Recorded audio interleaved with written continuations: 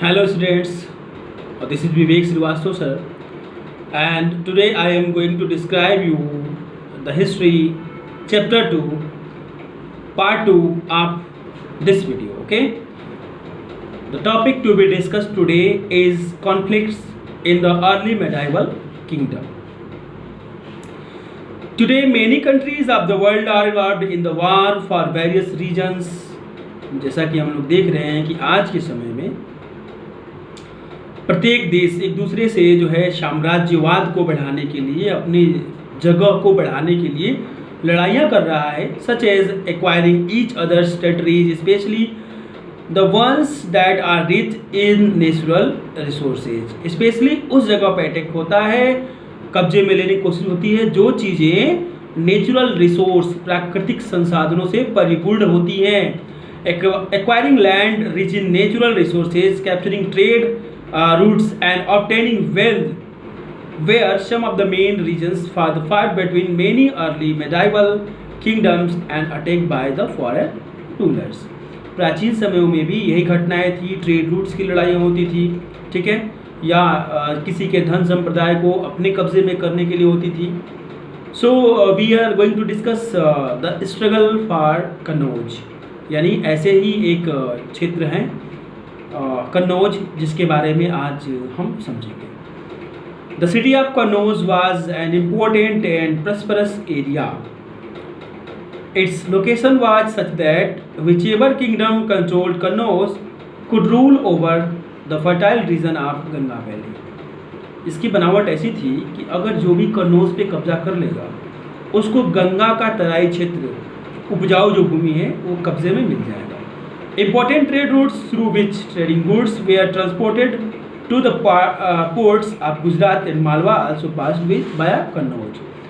जो भी गुजरात या मालवा के लिए बंदरगाह से होते हुए रास्ते निकलते थे वो रास्ते कन्नौज से होके जाने वाले थे। Therefore, the rulers of Gujara Pratihars, Rashtrakuta and Pala dynasties wanted to capture Kannauj। इसलिए उस समय के जो बड़े बड़े साम्राज्य थे, किंगडम थे, राजा थे, ठीक है, उन सब ने ये सोचा कि हम कन्नौज को अपने कब्जे में करते हैं। मुख्य रूप से उस समय कौन कौन थे? गुजारा प्रतिहर्ष, ठीक है, राष्ट्रकूट और पाला डायनेस्टी, ठीक है। This started an armed conflict among the three of them in 8th century. और इसलिए कन्नौज को कब्जे में लेने के लिए 8th सेंचुरी में, 8वीं शताब्दी में तीनों पार्टियों में युद्ध हुआ। Struggle lasted for over 2 centuries and come to the end of 10 centuries। और लगभग 200 साल तक लड़ाई होने के बाद 10वीं शताब्दी में ये युद्ध खत्म हो गया। In spite of such a long fight between the kingdom none could control Kannauj for long. इन सब युद्धों के बावजूद भी किसी ने कन्नौज पे कब्जा लंबे समय तक नहीं जमा पाया, ठीक है। However, all three powers weakened in long run. Historians also refer to Langdon conflict as the tripartite struggle because three parties or ruling dynasties were involved। देखिए, इसको ट्रिपार्टीज स्ट्रगल बोला गया, यानी 3 पार्टियों का ये स्ट्रगल था, ठीक है। Conflicts for expanding territories. देखिए, इसके मेन रीजन क्या क्या थे? पहला रीजन ये था कि कॉन्फ्लिक्ट यानी विद्रोह जो है वो क्यों था? एक्सपेंडिंग टेरिटरीज, यानी अपने क्षेत्र को बढ़ाने के लिए, okay. The Chahamanas also known as Chauhans. देखिए, जो चहमाना साम्राज्य है इसी को चौहान वंश भी बोला गया। was another ruling dynasty of the early medieval period that was involved in an armed struggle with its 2 neighboring kingdom। Chauhan वंश की जो लड़ाइयाँ थी वो भी अपने नेबरिंग किंगडम यानी पड़ोसी साम्राज्य से लगभग 2 बार लड़ाइयाँ हुई।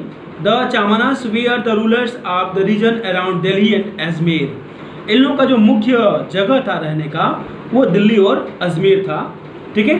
The attempt of expand their territories to the west and east brought them into conflict with the Chalukyas of Gujarat and Gahadavalas of western UP.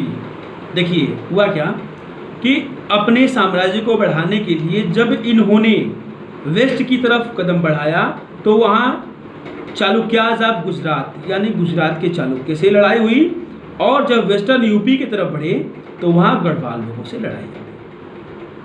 Before establishing their dynasties the Chahamanas were the vassals of Gurjara प्रतिहर्ष।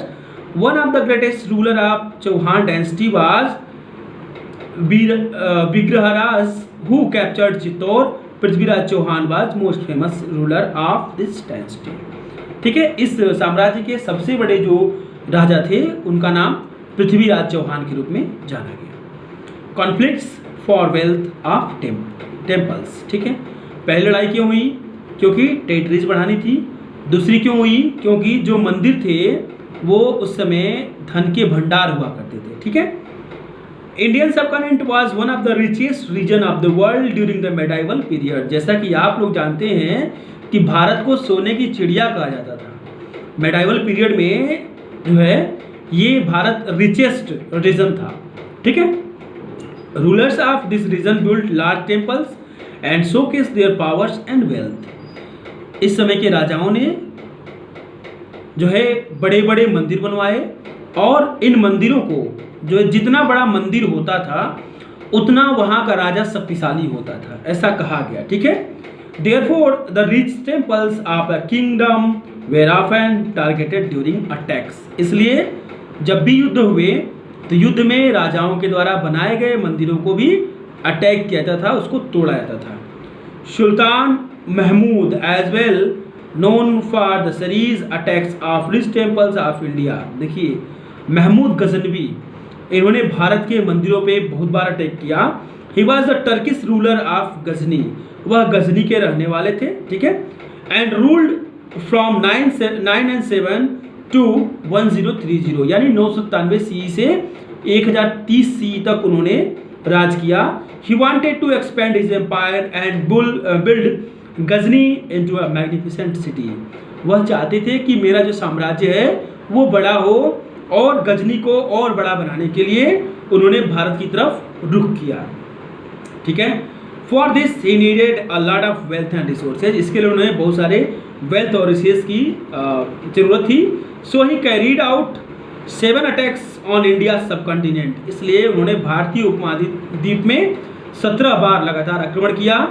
Between 1000 C to 1027 सी, 1000 ईस्वी से 1027 ईस्वी तक उन्होंने 17 बार attack किए भारत पे। Okay, he mainly attacked the temple towns in the northern India and plundered the wealthy temples. मुख्य रूप से उसके अटैक का जो स्थान था वो मंदिर था। ठीक है, और उसने यहाँ के जो वेल्दी धनाढ़ मंदिर थे सब उन्होंने तोड़ लिए, लूट लिए। His attack on the Somnath temple in Gujarat was the most terrifying. Somnath मंदिर पे जो अटैक हुआ था यह सबसे भयानक अटैक था। Okay, The loot is delivered to be more than 80 times of what he had collected in the first invasion. Somnath मंदिर से जो उन्हें लूट की सामग्री मिली थी, ठीक है, वो इतना था कि उसके पहले अटैक से लगभग 80 टाइम्स यानी 80 गुना सामान मिला। पहली बार जो अटैक किया उसमें कुछ नहीं मिला, उसके 80 गुना सामान इसको इस अटैक में मिला था सोमनाथ मंदिर से। Mahmood was eager to know more about the people of Indian subcontinent. Mahmood जो है वह इंडियन सब कॉन्टिनेंट के यानी भारतीय उपमहाद्वीप के लोगों के बारे में जानने को इच्छुक था। So he assigned the task of writing an account on the subcontinent a Persian scholar Al-Biruni. इसलिए भारत के एक लेखक अल-बरूनी को उन्होंने भारत के ऊपर एक अकाउंट, एक किताब, एक बुक लिखने को बोला। Alberuni stayed in the subcontinent for a number of years and consulted Sanskrit scholars.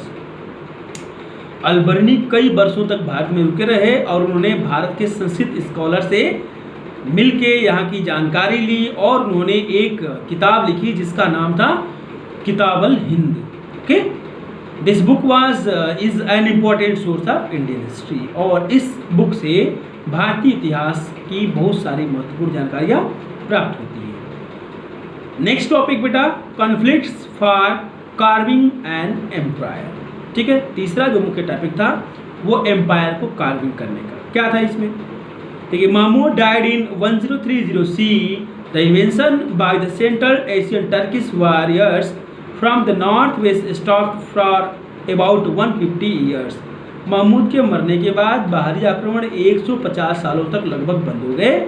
However, in 1911, a Turkish ruler, Sultan Muhammad, attacked the subcontinent with the intention to establishing his rule here. 1191 में 1191 में Turkish ruler सुल्तान मोहम्मद ने भारत पे फिर आक्रमण किया और यहाँ अपना जो है राज्य स्थापित करना चाहा with the intention of establishing his rule here. Muhammad was the ruler of small Afghan kingdom named Ghor. वो घोर का रहने वाला एक छोटे से संप्रदाय का जो है राजा था।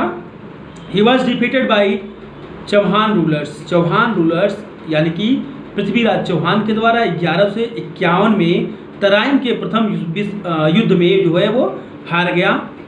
1192 में 1192 Muhammad attack again with all might.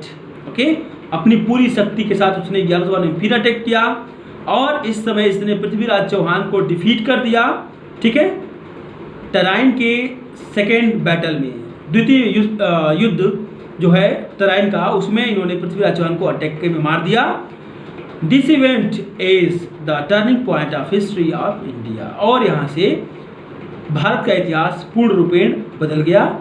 ठीक है, as it mark the beginning of the Muslim rule in Indian subcontinent. अब यहाँ से जो है भारत में मुसलमानों का आगमन हो गया।